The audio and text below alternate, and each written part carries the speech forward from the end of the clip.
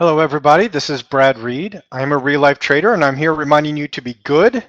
And by good, I mean get out of debt, achieve your financial dreams, and give generously to your community. 62% of Americans are one paycheck away from being homeless. According to the MarketWatch.com, published an article on January 31st of 2015. Basically what it means is that most of America is almost 2/3 of Americans are so in debt and they have absolutely no savings or not enough savings that if they miss one paycheck that they would not be able to pay their bills, pay their mortgage, they would get foreclosed on and be kicked out onto the street. Now, a lot of people work for a business or a big Fortune 500 company or whatever, and they say, hey, those paychecks are guaranteed. Well, unfortunately, in my life, in the early to mid 90s, I think it was, I was working for one of those ginormous corporations that everyone has heard of. And one time they just said, oops, sorry, our payroll system goofed and you're not going to get your paycheck. But the next one will be about double, so don't worry about it. Well, at that time I was a teenager living with my parents, and I didn't really have any crucial bills to pay, like the mortgage, I don't know, or buying food, or clothes or anything like that. But if I had, I don't know how I would have been able to provide for my family. There have been other times where, money may be expected to come in and then all of a sudden it doesn't. How are you to survive? So nearly 2/3 of Americans are one paycheck away from big time troubles. And so that's why building an emergency fund is one of the key steps to building a solid financial foundation and getting ready for success for the future. Now, there are some people that say you want to start your emergency fund before you get out of debt. That's okay if you want to do a small emergency fund. But the reason I have it out of getting out of debt is that, if you do run into some trouble, you can usually go back into debt if you don't have your emergency fund. Now, granted, when you are paying in debt, you generally pay more for things than people that are not out of debt. And if you want to see how that is, go back to video number 2, 3 concepts you can't live without. And I describe how people that pay in cash end up paying less for things. Sometimes it's 10 or 20%, sometimes it's 50% less just by paying in cash. All right, the expensive lawyers out in California want me to tell you that this is broad-based education. This is not specific for any individualized people. So if you do require that one-on-one attention, that customized advice, that specific advice for your situation, please seek a licensed and competent professional in your area. Once again, the takeaways from the Financial Fundamentals series are make all financial decisions together. Make all these decisions with your spouse, with your partner, with your mentor, but whoever you are legally and financially bonded to, make all these decisions together.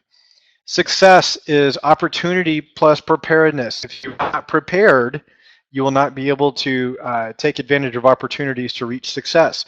Building an emergency fund is a way to build your own insurance fund so that when opportunities do come, you can be successful.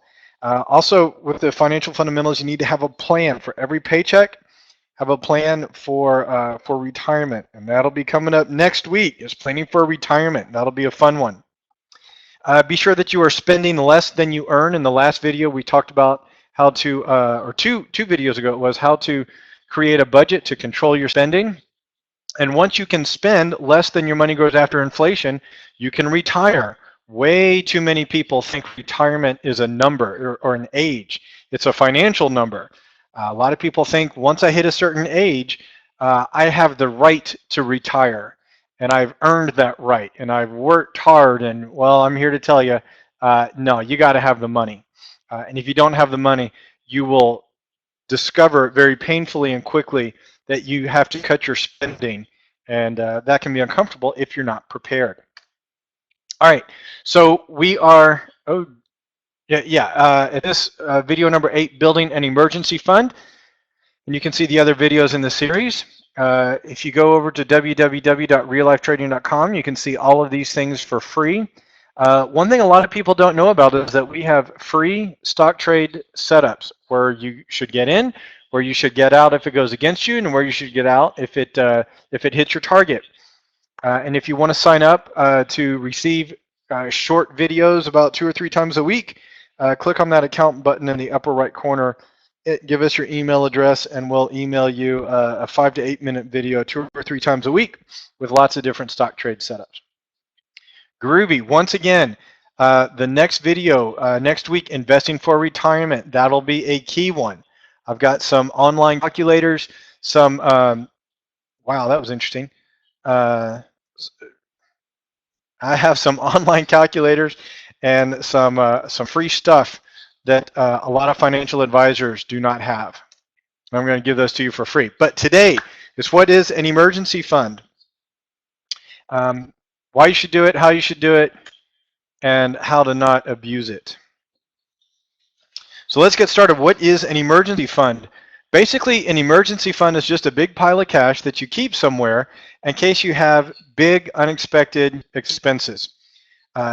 Effectively, this is your own insurance fund against unexpected things. You know, a lot of us have car insurance, we have house insurance, but if we have our own stash of cash somewhere, then we can be insured against, you know, large medical bills, or the transmission falls out of the car, or you know, all of those little unexpected things that can pop up, sneak up on you, and hurt you. Now, the rules are that this money must be able to be used within 48 hours. So I'll tell you, my family's emergency fund is in they're in a type of cash equivalent mutual fund that I've used through Fidelity. And when the market was doing well, excuse me, when the economy was doing well and the interest rates were normal, this thing was paying 3 to 5% a year. However, this is a fund that it hardly ever goes down in value. It's guaranteed like 99% not to go down in value or something like that. And if I need the money, I can cash out the mutual fund within 24 hours and then transfer it to my bank within 24 hours. So it meets that criteria. You must be sure that you use the emergency fund only for your needs and not for your wants. And it is extremely important that you understand the difference. And basically, it's your own personal insurance fund for life's unexpected displeasures. Like if you were to lose your job, how would you pay for your expenses? How would you pay for your food? How would you pay your mortgage? Well, that's why you need an emergency fund. I started work, or I graduated from school in 1998, and I saw a round of layoffs in 2001. I saw layoffs in 2003 at the company I worked for, and I saw layoffs again in 2009 and 2010, I believe it was. Layoffs are scary. They are almost always unexpected, and if both the husband and the wife work for the same company and they both get laid off, folks, it hurts. It hurts. You know, maybe you have one of those jobs where you are heavily compensated by your sales. Well, what happens if a competitor opens a new business somewhere and they offer something better than what you're selling for a lower cost? All of a sudden, your sales are going to run out. If you open your own business, or if you run your own business and something happens, you know, one of your employees gets on YouTube and says something bad about your company, or I don't know, a competitor opens and starts taking your business. There's all kinds of things that can happen that can cause your income to go away. And then we talked about the transmission of your car. Your car dies, your car gets wrecked, your car gets stolen. And you know, if you do have insurance for some of the things that happen, what are you going to do if the insurance company takes 90 days or 180 days to pay you? I know one time I had a boat that I was selling, and some guy figured out how to drive a car across a median, across 3 lanes of traffic, get airborne, go through a chain link fence, and wipe out 3 boats. Well, the insurance company wanted to argue with me over the price of the boat, and I didn't want to argue with them very much, but They said, okay, we'll write you a check, and the check came like 90 days later. Well, what if that's your car, or what if that's whatever you need to make your money? Your emergency fund is your own personal insurance fund. Now, we also talked earlier about insurance you need and insurance you don't need, and that was video number 5, I believe. And we talked about how profitable insurance companies are. For what you pay, I would guess somewhere around 20 to 4% of what you pay actually goes towards expenses of paying out in case the event happens. The rest of that money, 60 to 80%, goes to compensating the person that sold you the insurance policy. It goes to the overhead. It goes to all of the expenses that the company has other than paying out in case of debt. So if you have your own insurance fund, you can pay for less insurances. You don't need as much insurance, and so you can actually save money. And this is one important reason why rich people get richer, is because they pay less for insurances than other people do because they have their own emergency fund.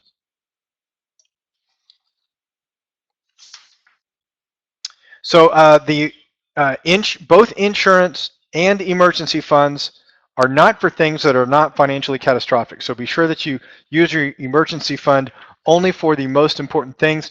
Now, the benefits of having an emergency fund that my wife and I discovered is you sleep better. You are more relaxed because you have this safety thing, between you and financial disaster. It's like driving a car without a seatbelt. Would be like trying to operate your finances without an emergency fund. It's just safer with the emergency fund. It feels better with it.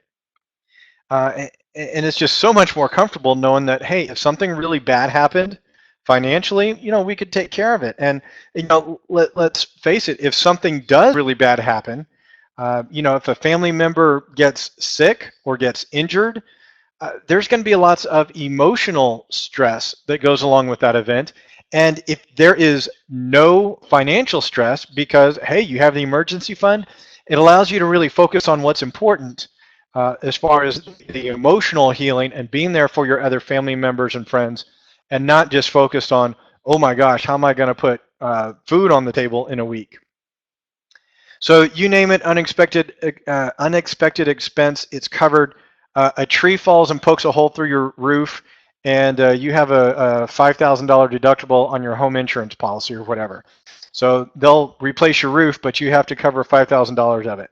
Or you need to sell your house all of a sudden, and your house is slightly underwater, and you've got to figure out how to pay closing charges and pay the real estate agent. Or we could go on for days and days about, you name it, unexpected expense. But the cool thing is you don't have to expect it. You don't have to name it. You have the emergency fund, and it's covered. And of course, the big one that I've seen way too long in my lifetime is if you get fired or laid off, you can provide for your family until the next job. And then, of course, you can also raise the deductibles or reduce the deductibles that you pay. But if you have a $200 deductible on any car repairs that need to be made, you can save a lot of money by reducing your payment and changing that deductible to a $500 deductible or even a $1,000 deductible. My wife has some jewelry that was in the $200 to $500 range, and at one point we had insurance on it, but then we built up our emergency fund, and you're like, you know what? We have the emergency fund. Let's just save the money that we were going to be spending on that jewelry insurance policy, and if it happens, we'll have the money to go back and replace the items. So again, rich people get richer because they pay less for insurance because they don't need as much, and their deductibles are different. And then, of course, if you have the emergency fund, you can take more opportunities for family because you're not worried as much. There's more opportunities to give because you're not as terrified financially, and you can invest. You can invest more because, again, you're not worried about financial disasters. It's a lot easier to focus on the needs of others when you are not terrified for yourself. All right, an emergency fund, again, is your own personal insurance program on everything. And all the premiums that you would be paying for insurance, you pay them to yourself. It's super cool and awesome. All right, so how do you build the fund? First of all, you need to decide if you want to keep it in a savings account in a bank or a brokerage account. Now, the advantage is at the bank, you get pretty much instant access as long as the bank is open, of course. But especially right now, let's see, and right now is October 28th of 2015, interest is negligible. I mean, it's much, much less than 1%. But you do have super fast access to it. So if you want to throw $5,000 or $10,000 into this a savings account at your bank, that's fine.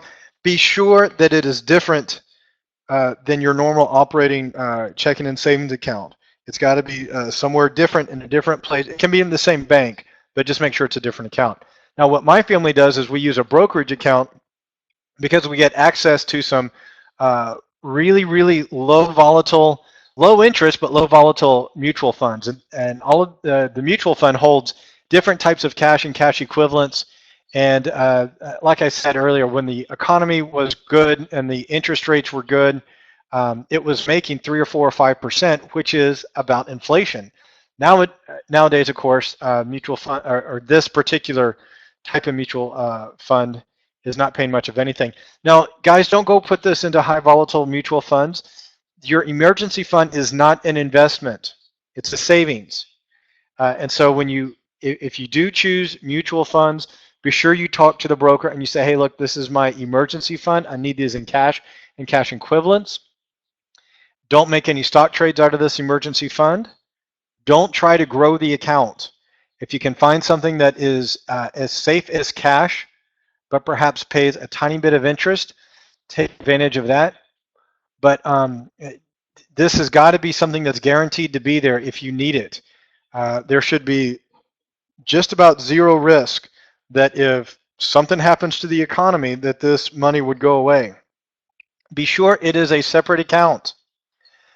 And then you need to put between 3 and 9 months of expenses into the emergency fund. And of course, you can look at your budget for that. Now, a couple of ways to look at this. If you have extremely reliable income, okay, maybe you are a tenured professor and you are guaranteed to have that money. And of course, I use that word guarantee loosely because you never know what's going to happen. But you've got a husband and a wife and you both work for different companies and your companies are extremely reliable. You get salary. You've got steady income. Well, then if you feel comfortable, you can lower that emergency fund down to 3 months. And then with the cash you have in addition to that, then you can go invest it into retirement, into your kids' college fund, into a stock trading account or other investment opportunities, which we'll talk about in later incomes. But maybe you have unreliable income. Maybe you have a business where it's all about landscaping and lawn mowing. Well, December, January, February, there's probably not a whole lot of income coming in that type of business. So maybe you need even higher than 9 months. But you decide, you guys are adults and you have a budget because you watched that video earlier. You can decide if you want 3 months to 9 months, anything over 9 months, and you might get a better, how should I say this? Anything over 9 months might be better utilized in some flavor of investments because just about anybody these days, if you do lose your job, you can usually find any job within 1 to 3 months. You can usually find a good job between 3 and 9 months. And I know there are places in this world and places in this country, and there are certain types of professions where, it does take much longer than that to find a job. But if your family is running out of money, you might need to go start delivering pizzas or delivering newspapers or working at the fast food restaurant or working at the retail store in the mall just to make ends meet. So don't drive your family into bankruptcy and foreclosure on your house because you're waiting for that 6-figure paying job in the corner office. I do know families that have done that. The person looking for the job or the people looking for the jobs, they have so much pride or they're just blind to their true situation. They lose their house, they lose a lot of their things, because they didn't want to take the lower paying job they deserved, they earned, they had the right. I don't know what was going through their head, but they thought that they should have a really high paying job with all the bells and whistles, and they weren't going to settle for anything less, even if that meant that they lost their house. So the point here is you should be able to get some flavor of income within a couple of months, and you should be able to get good income within about 9 months. All right, add a section to your financial mission statement with reasons to use the emergency fund and reasons to not use the emergency fund, because I guarantee you, when you have a stash of cash sitting there, it's tempting to use it. And the one question I like to challenge people with is, if you lost your job later, would you be happy that you bought or paid for that thing that you did? For example, an emergency fund is for basic needs in case of income loss, not sushi dinners, not family vacations. It's for basic needs. It's for paying the rent or the mortgage. It's for keeping the lights and the heat going, or the air conditioner going wherever you live. It's not for new fancy clothes. It's for basic clothes if they get torn or ratty or whatever. It's for basic needs. Okay, if you lose your job, if you have no income, you get down to ground zero where you are, eating as inexpensive as you possibly can, and you're not going out. It's certainly not for paying off in debt incurred while expecting income. When I was doing this, I was reminded of the National Lampoon's Christmas Vacation with Chevy Chase. I don't know if you guys remember that movie, but spoiler alert if you have not seen it. Towards the end, his boss, for some reason, shows up at his house and says, "Hey, I have your Christmas bonus for you." And he says, "I can't wait to open it. Yeah. Hey, family, guess what I did? You know how we've been wanting the pool in the backyard for a whole time? Well, I made a down payment on the pool, and this Christmas bonus is going to pay for it." And then he opens up the envelope, and well, needless to say, it is nowhere near enough to pay for the down payment on the pool. And now all of a sudden, poor Chevy Chase is just completely distraught because he incurred a lot of debt while expecting income, and he didn't get it. So even if you do have the emergency fund, don't spend it thinking, "Hey, when the next paycheck comes, I'll just refund the emergency fund." No, you have to wait on whatever it is you're going to buy. Or if you say, "Hey, that Christmas bonus is coming, or that end of year bonus is coming, or whatever it is, I'm going to get that much back on my taxes." You have to wait. Don't spend out of your emergency fund because you think or you expect other money coming your way later. You have to wait. If your car dies and you need a fuel pump or a water pump, or you need a new alternator, and you can't pay for it out of your budget, that's what your emergency fund is for. Your emergency fund is not for paying for a brand new car, certainly not paying for upgrades to your car. It is only to keep that car running.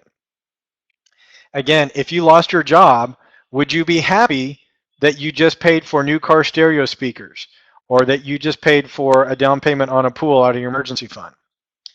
If you go on vacation and your stuff gets lost, your stuff gets stolen, that's why you have your emergency fund. Go ahead and replace it if you need to.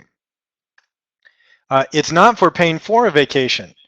This was something that I ran into when I was getting out of debt.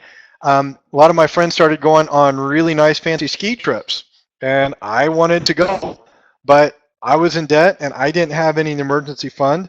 And if I didn't have any emergency fund, I sure as heck wasn't going to pay for it. If you're going to go on vacation, you need to have money saved up and pay for it in advance. Do not use your emergency fund to go for a vacation. And then again, if you lose your job, the emergency fund for basic needs. It's not for buying fancy Christmas gifts for people you don't like. It's not for going out to restaurants. It's not for doing all the frivolous things. And I kind of threw this one in here because Christmas is coming up, and I know there's a lot of people that feel they are expected to spend a lot of money at Christmas. If you are in debt or if you do not have emergency fund, Start thinking about crafts. Start thinking about things that you can make, pictures that you can draw, or pictures that you can take, scrapbooks that you can make, um, whatever you got. Put things together.